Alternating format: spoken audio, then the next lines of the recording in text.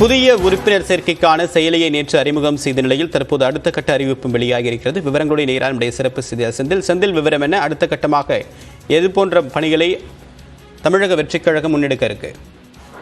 தேவப்பிரியன், தமிழக வெற்றி கழகத்தின் உறுப்பினர் சேர்க்கைக்கான செயலியை நேற்று அறிமுகப்படுத்திய நிலையில் இன்று சில விஷயங்களை கூறியிருக்கிறார்கள். அதாவது உறுப்பினர் சேர்க்கை முகாம்கள் நடத்த வேண்டும் என்று தெரிவித்திருக்கிறார்கள்.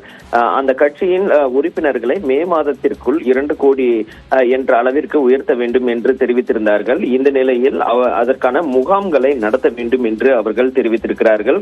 அது மட்டும் இல்லாமல் ஏற்கனவே இப்ப விஜய் மக்கள் இயக்கமாக இருந்து அது கட்சியாக மாறியது. அந்த மக்கள் இயக்கத்தில் ஏற்கனவே உறுப்பினராக இருப்பவர்களை தற்போது கட்சிக்கு உறுப்பினர்களாக சேர்ப்பதில் ஆர்வம் காட்டாமல் புதியவர்களை அதிகமாக உள்ளே கொண்டு வருவதற்கான முயற்சிகளை எடுக்க வேண்டும் என தெரிவித்திருக்கிறார்கள். அது மட்டுமில்லாமல் ஏஐ தொழில்நுட்பம் மூலமாக உறுப்பினர்களை சேர்ப்பதற்கான நடவடிக்கைகளில் சீக்கிரம் இறங்க வேண்டும், அதற்கு நிர்வாகிகள் தயாராக இருக்க வேண்டும் என தெரிவித்திருக்கிறார்கள். அது மட்டுமில்லாமல் கழகத்தின் உறுதிமொழியில் இருக்கக்கூடிய கொள்கை, கோட்பாடு, இலக்கு ஆகியவற்றை மக்களிடம் எடுத்து கூறி அதன் மூலம் மக்கள் கேட்டால், கட்சி தொடர்பான விவரங்களை பொதுமக்கள் கேட்டால் தலைவர் விரைவில் தெளிவுபடுத்துவார், அறிவிப்பார் என்று கூறுங்கள் என்று தெரிவித்திருக்கிறார்கள்.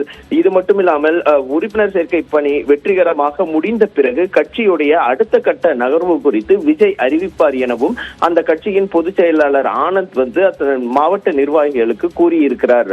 தேவப்பிரியன், உங்களுடைய விரிவான தகவலுக்கு நன்றி செந்தில்.